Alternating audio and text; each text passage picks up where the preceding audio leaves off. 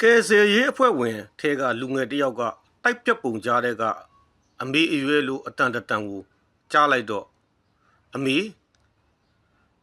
တားသူပြောတာကိုကြားလာတဲ့အဲ့တော့တိုက်ပြက်ပုံကြားတဲ့ကကယ်ဆယ်ရေးအဖွဲ့ဝင်လူငယ်တယောက်ရဲ့အမေအရွယ်လိုအမျိုးသမီးကကြားတယ်ငါသားကြီးတဲ့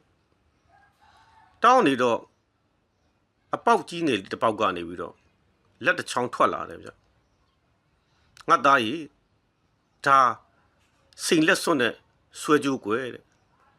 တကယ်လို့များအမေအသက်ရှင်ရနဲ့ပြန်မထွက်နိုင်ခဲ့ဘူးဆိုရင်ဒီဟာလေးကိုကေစီရေးငါသားတို့မိသားစုအတွက်တုံးလိုက်ပါတဲ့တကယ်လို့ကေစီရေးမိသားစုငါသားတို့ကပြည့်စုံတဲ့လူဖြစ်ခဲ့မယ်ဆိုရင်အခုလက်ရှိဒုက္ခရောက်နေတဲ့လူတွေကိုလှူလိုက်ပါတဲ့တကယ်လို့များအမေကအသက်ရှိတင်ရှားနဲ့အပြင်ကိုပြန်ထွက်နိုင်ခဲ့မယ်ဆိုရင်လဲ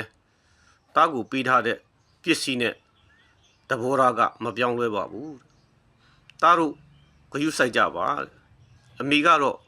လူလောကမှာနေရတာဝအောင်နေခဲ့ပြီးသွားပါပြီတဲ့ငါသားတို့လိုနှလုံးသားတဲ့လူတွေတို့နိုင်ငံမှာအများကြီးလိုအပ်ပါတယ်တဲ့အဲ့ဒီအုတ်ခဲပုံကြားတဲ့ကအမေအရွယ်လို